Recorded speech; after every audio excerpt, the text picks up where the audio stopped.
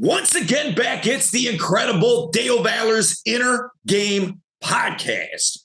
I'm rapper turned dating coach Dale Valor, your inner game wingman. Listen, here's the deal. If you're new to this podcast, what we're talking about is inner game. What is inner game? Inner game is the relationship that you have with you.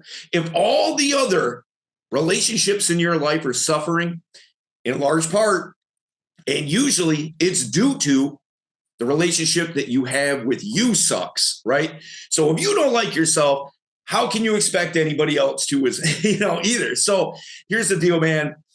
We're going to go deep on so many inner game concepts in this podcast. I really am glad that you're here. If you're new to the podcast, welcome. If you're a long timer, welcome back. And let's hop in. For people. That's super dope. Are you an NLP guy? NLP, I do not know the definition. Oh, that surprises me because it's very similar. I know, right? Okay, here's the deal. You said modality probably about a half dozen times, and that's like a buzzword in NLP. And then what you do and what you teach and things like that. NLP is it's an acronym for neuro-linguistic programming. And it's basically, I guess, if I was to put it in a nutshell, it's a combination of hypnosis, meditation, and self-help, just kind of all wrapped into one thing, And, yeah. So that surprises me a little bit that you're not aware of that. I thought for sure, man, if I lost $1 million, if I was going to bet $1 million that you knew. The cool thing is, should have taken that bet. wherever my education and experience and life might have come from, the language and the dialogue, it seems wherever you may have learned items related to self-growth, it all comes back together, right, towards an envisioning of the same thing and the mutuality of the same thing. And I love that. I come from, a therapeutic and counseling, addiction, recovery, mental health background. And I wish I would have looked into more things related to NLP, but I promise I will. And, there's just so much out there to have said in, many different lectures from the Sang gurus of the world. And, I tried to learn so much. So yes, you're going to definitely see it in my language for sure. Because that's the surefire way to get the message across. Yeah, no doubt. So, do you have something, Shavar? Sorry, you're about to say something. No. Okay. So you had said that, you have been in recovery for 9 years from substance abuse, right? What was there like a rock bottom or a wake up call or something like that, some epiphany that you're like, okay, I got to get this turned around. And then you're like, how am I going to do this? Breath work is the way. Kind of walk me through that a little bit. Yeah, it's crazy, and there's so many different angles I tell this story from. But when I think about my addiction story in relation to my recovery story, which has a lot to do with mindfulness and breathwork, I honestly gotta throw out there as a disclaimer: everyone's story of addiction is different. How somebody got into their problematic behavioral patterns and how they found their way through that. For myself, I found myself entrapped in a lot of things: negative thinking patterns, lack of self-worth, poor opportunities, poor reach in order to find greater social mobility. And I made a very foolish decision. I moved to Central Canada for a while, and this was in my early 20s. And in moving to Central Canada, I moved there to seek career opportunities. I still didn't know what I wanted to do, so I went to a place with a fairly low barrier to entry for most industries and found myself in finance. And quickly, my old habits from Toronto, Ontario followed me, because I moved there. Half the reason was to get away from bad people, places, and things, including the substances that I was already using, the people that were already influencing me towards this as well too. And when I found myself in that isolation, that same negativity found me. And the only difference was that I didn't have any support system there in Central Canada. Saskatchewan, to be more specific, as a province is what we call that here. Ramon's like, screw Central Canada. Don't ever go. Worst mistake you make in your entire life. Don't do it. Okay. It's lovely people, but I've never seen land so flat. My gosh. But yeah, being there, unfortunately, because of that isolation and increased substance use and not really actually dealing with my problems, I wasn't doing much. I mean, I was going to a jiu-jitsu gym, a martial arts gym in general. I was going to work, and that was essentially my life. I had no friends or family. Eventually I made an attempt on my own life. And in this process of trying to self-delete myself, it's kind of a funny little story. I won't go into graphic detail, but I made an attempt. I was all alone. I was unsuccessful in that attempt. I walked out in my balcony and I felt cold that I never felt before, because in central Canada, we get to negative 40 plus degrees Celsius. And I know that you do Fahrenheit, so do the conversion for yourselves, but 40 plus degrees Celsius in a negative is literally frostbite within 30 seconds to 1 minute. And I didn't know that we got that cold there in central Canada. When I stepped outside, something interesting happened. And it's very interesting because my body got really, really cold. And psychologically, because I got cold, I had this intention that I was like, I'm going to stay out here and I'm going to freeze to death. But because I got so cold, something flipped in my mind. And I just made the decision to say, I'm cold. I'm going in to get warm. Yeah, this and is it horrible. may sound I'm just gonna get warm. And it may sound like, yeah, of course, yeah, you're gonna go outside and get warm. But hey, if you've ever been in a position where you wanted life to end, just want you to visualize a position where you think that you would ever give your life for anything. Does it have to be somebody who has a gun to your family's head and you have a gun in your mouth and it's them or you? Like, whatever might push somebody to do that is individual. I was at a position where I felt like that was my only way out. And when I walked outside and I walked back inside, what happened was this thing called a mammalian dive reflex. What a mammalian dive reflex is basically your body's natural instinct to prioritize self-preservation and survival over anything else.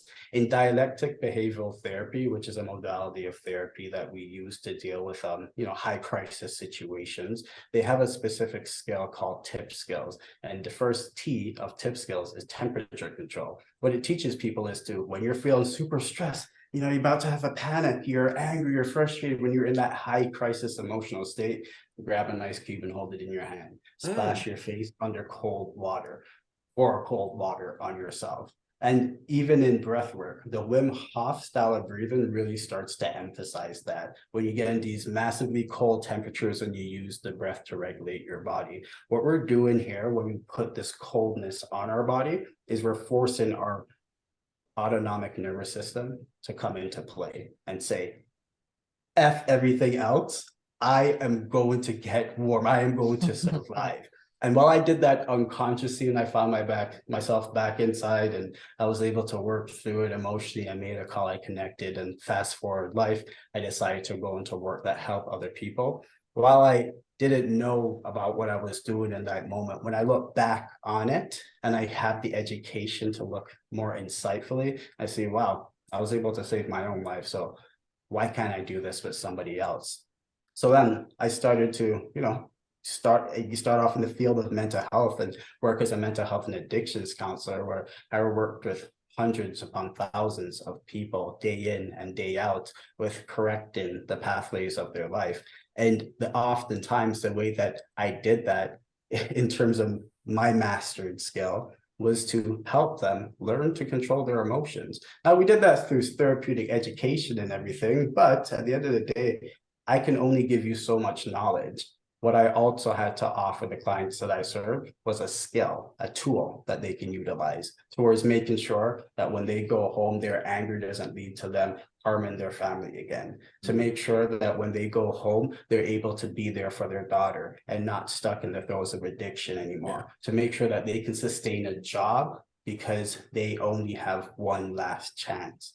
Now, for those individuals that are going to try to control their life as much as possible in order to affect change in their life, all you have is the tools. And those tools require discipline, routine, and mastery in order to be effective. For people who have been able to utilize this skill of breathwork, and the way that I teach it is meant to be simple. You're not supposed to have so much knowledge of how the breath, I don't care to say too much about the science behind breathing. I'll talk about these stuff in podcasts and speaking presentations, sure, but when I'm actually facilitating you, it's just about you learning this tool. If you want some education, let's have another session, but this is about you learning this tool so that this tool is something that you can bring out of your back pocket when you need it. And it becomes like riding a bike. And riding a bike is not simple because you did it once, it's because you did it over and over and over again, that even 40 years later, you could probably still hop in a bike. You can, and that's what we try to give people with this culture. See, man, I resonate with your story about the cold, okay? Because you know, I get it. You're in Toronto, and then you're even colder out there in the middle of Saskatchewan somewhere, right? Like, I'm born and raised in Detroit, man, you know, and I just moved down to Ohio like a month and a half ago, okay? And so I could literally see Windsor from the end of my street, you know what I mean? Like, so basically the same as Toronto. Right? Yeah, we're there. Right. Shaban, have you ever seen snow? Have you ever been in freezing weather? I'm curious. Nope. Nope. What are you in LA or something? Back in, man.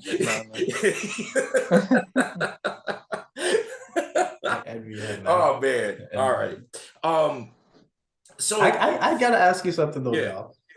How did you get into the relationship side of things in terms of your work and your engagement with your clients? What about your life sparked an interest towards that? Yeah, man. Like, so I mean, it's a crazy long story. I'll give you the broad strokes. So, you know, I've been married for over 20 years. Okay.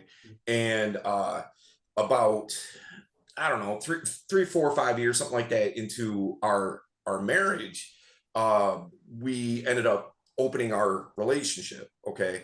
And I was never good with dating. I was never really a good communicator in the sense of having conversations with people and things like that. I have a music background. I was a professional musician for a decade, you know, and I could talk about that. And I, you know, like if I was doing a show, I could talk to people at the show about the show and about music and things like that. But when it came to just talking to a stranger, something like something I'm doing right now, you couldn't have told me I'd ever be doing anything like that, you know? And so I kind of fell down a rabbit hole of like, I get on, you know, like, okay, I got a second lease on a dating life, so to speak. So I get on the computer, and this is about 17, 18 years ago, something like that now. And you know, I Google, you know, like how to talk to girls, how to flirt, how to, you know, something like that. And I just kind of started falling down the rabbit hole, and I just found it super interesting. Some of the information that I was finding I've always been interested in psychology and things like that.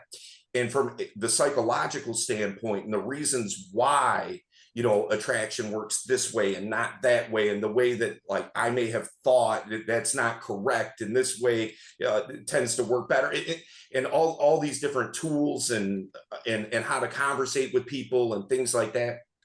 And so I just fell on this rabbit hole, and I just found it compelling. I just kept learning and practicing, banged my head against the wall about 1,000,000 times. And fast forward about 10 years after that, I'd gotten quite good at it. Okay. And I go on this trip to Thailand with some of my homies. And when I get there, and now these are all guys a part of that same community, by the way, you know. And so we get there, and what I quickly realized, I was a little bit older than these guys, you know. I kind of became the de facto cool uncle or big brother kind of thing, you know. And they're just asking me question after question after question, and I'm giving them like, hey, this is what I would do. Hey, do this next time. Hey, say this, you know. And everything was just landing, you know. And I got to thinking, I'm like, you know, I'm flying back, long flights. I had a lot of time to think. I'm thinking to myself, I'm like, you know, I think I might be able to coach this. And so that's kind of where it started. And I ended up during the pandemic, I started up my own company. And then a couple of years after that, I ended up kind of getting bought out by a really big company that I coach with now, you know. So that's kind of brings us up to now. So that's a long and short of it. I mean, obviously I left out about 1,000,000 details, but you know, that's the broad strokes.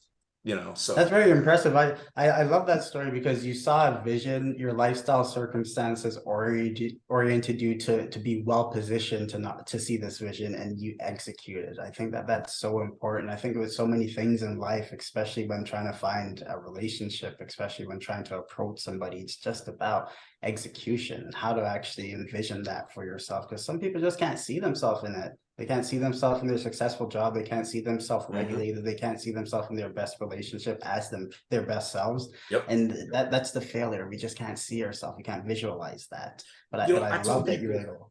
No, 100%, man. You hit the nail on the head. I tell people all the time, when I got into this, it was the catalyst, obviously, like I told you, I'm Googling how to flirt, how to talk to girls, blah, blah, blah.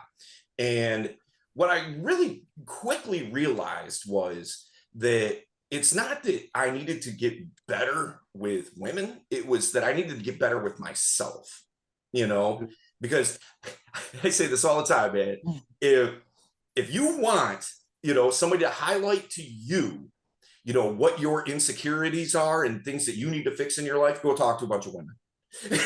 It will be abundantly clear to you rather quickly. You know what I mean? Oh yeah. And so I needed to do, there was work that I needed to do on myself, not just a script of lines and, oh, here's this clever, cool little game you can play and to make you more interesting and things like that. No, it's not even that. It's that I needed to be more interesting. Not, it's like this, man. If you said a funny joke right now, right, I would say, man, that joke was funny. That's a funny joke. But if you kept saying funny jokes, no longer is the joke funny, you're funny, Yeah. And so I wanted to be interesting. I wanted to be funny. I will not, hey, that was an interesting thing that Dale said. It's Dale's interesting. Dale's clever. Dale's funny. Dale's cool to be around. That Dale gives value. That's really what I needed to learn, And so yeah, man, like I said, you hit the nail on the head, bro. Oh my God, I love that you say that if you want to find out anything about yourself, you go talk to women. The reason I love that so much is because I grew up with, well, 4 sisters, no brothers. So I feel like I always had an unfair advantage when it comes to being more emotionally quotient. Yeah. And, I was always around my sister's talks and, I never really had a choice for the most part. But just becoming that says a lot. Just becoming more oriented around, talking about yourself, talking about your feelings, calling other people on their shit. Whether sometimes I know how girls can be, they can be snarky at times. It might just be about somebody's hair or dress or something like that. Right. Yeah. But the other things as well too, such as, hey, if you're crying, what's going on? I mean, I had sisters to actually pull that out of me, and there's a skill I learned how to utilize to pull that out of other people. Because when I facilitate sessions, it's very important for me to pull emotions out of people, and I love to work with the hardest, strongest people for that reason. Worked with this one guy. His name was Cuddles, and the softer the name, the harder the man. It was one of those ironic names, like Tiny, but the guy's like 6'8". You know what I mean? Yes, exactly like that. And trust me, this guy was the most swole, jacked, tatted up dude from Central Canada that you'll ever see. He was great and amazing, but he was hard. And I've worked with hundreds of hard men, especially in the justice and correctional system, and to see that tear come to their eye, to see that moment of realization come to their face, it's like the best high that I can ever get, because I know what it's like to just be a hard person. Shield yourself all away from the world and around everything that has to do with meaningful connections. And that's the biggest mistake that we make in our life. And that's also why I encourage breathwork to people, because if you're not ready to talk to a therapist, if you're not ready to talk to a friend, then get a little bit better with talking to yourself. And we do that sometimes by just focusing on ourselves and allowing certain prompts, maybe some trust that you put in your facilitator to allow you to go on that journey of self-realization. And sometimes we learn the stupidest stuff about ourselves. Like a lot of the times we may be hard and aggressive or defensive towards certain things. Like if somebody calls me short, I'm 5'8", right? I mean, I've been 5'8" for entirety of my life for this point. Somebody called me short back when I was 14 years old. Like, don't worry, I'm gonna grow. Somebody called me short at 18 years old. It's like, yeah, I'm pretty short. And You're you called average, me man. short You at ain't short. 30 You're years average, old. bro. Yeah, definitely. Yeah, Like, someone's calling me. come to India, man. Come Yeah, to India. Siobhan's You like, I would call. kill to be 5'8" right now. Exactly. But in comparison to most other black dudes, right? I mean, I ain't playing basketball anytime soon, but I love what I am. I love how tall I am. My girlfriend says that we make a good couple in terms of our sizing because we can at least all fit on the same bed and I'm not big and sweaty for her. So I mean, like all of that stuff is like, hey, there's benefit to loving yourself. And for the people that are too hard to actually just talk about their problems, start by talking to yourself. And there's many therapeutic exercises that utilizes this thing called the mirror exercise, where you learn how to engage with yourself by looking at yourself in the mirror and sometimes adding some good affirmations there. And David Goggins used to do this a lot as well too. I mean, he used to look at himself in the mirror and said, "You fat mother," like all of that type of stuff. I'm not saying he needs to get to that, but if it is that for you, you can still learn how to work through that, through these engagements, if they're contained and if they're focused and they're intentional. I know that I go through that in itself. But what I like to do when I work with a group of people, and this is why I love working with groups, especially in person, is I do hot seat exercises. And I always like to get a good amount of background on my clients, either through the engagements within the session or beforehand in terms of building wellness and care plans before we go into our session together. When I do hot seat exercises, I use every negative thing that I know about the clients that I'm serving right now, and I feel that in their face. I embody the archetype of their fear, their loved one, their family members, their father that used to beat them, whoever it may be, that fear, I embody that for them so that they can work through it with me. And there's something to be said about talking to a real person. And that is a role play simulation, but it brings a lot out of people. But that's all just a practice to just learn how to talk more about yourself to other people so that you can build more fruitful and meaningful relationships. Are there different tiers of breath work? Like this is like white belt kind of breath work versus like a brown belt type of breath. You know what I mean? Like, hey, I can hold my breath for like 18 minutes, or you know what I mean? Yeah. Like, is there different tiers that way?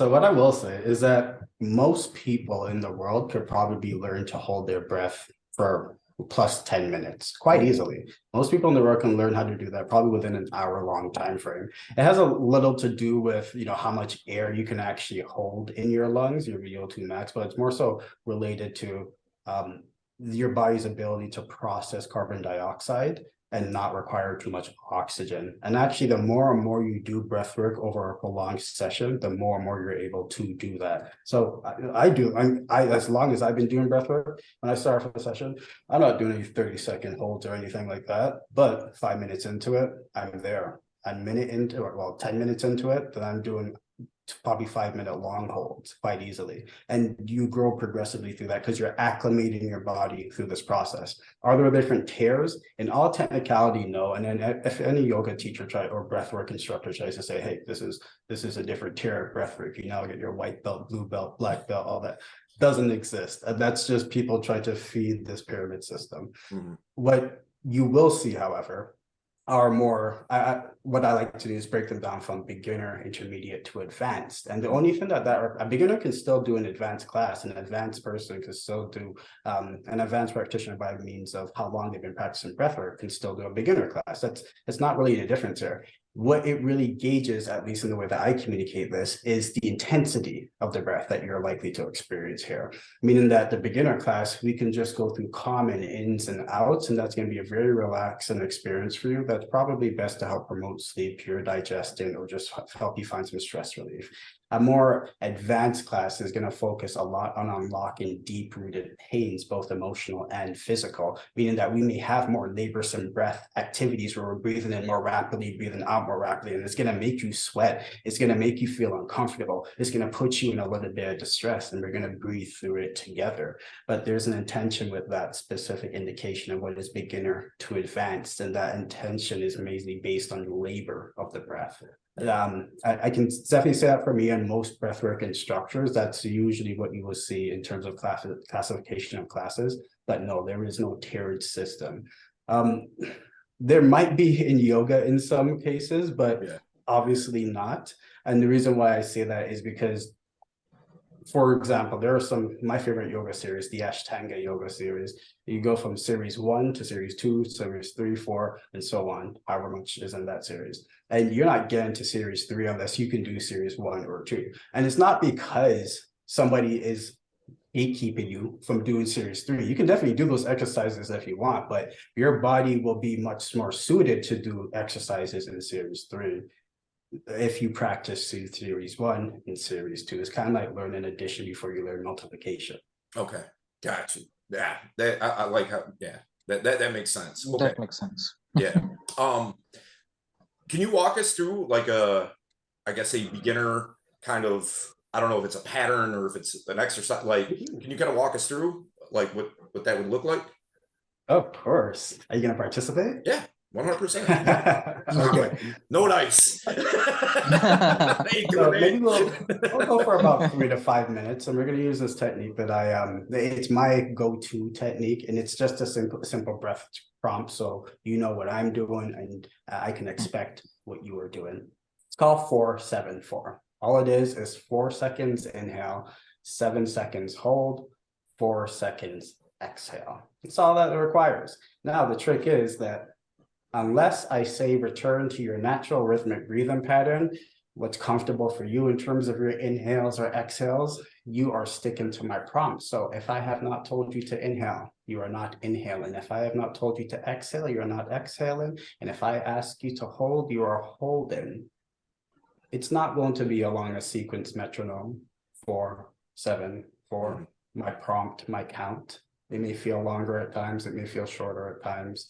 The only thing that I ask is that you trust in my voice, because it will allow you to take this time to find some relief. Okay. So if you're comfortable, go ahead and exhale. And make sure that this phone is not going to interrupt us no more. Exhale and breathe your natural rhythmic breathing pattern in and out. Through the nose, through the mouth, whatever feels comfortable for you. In and out. In and out. In and out. And as you exhale out, let every last bit of air trickle out and find yourself in a hold.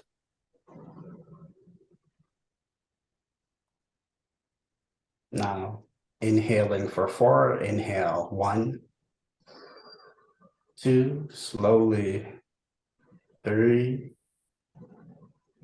4, holding for 7, 1, 2, 3, 4, 5, 6, slow exhale for 4, exhale 1,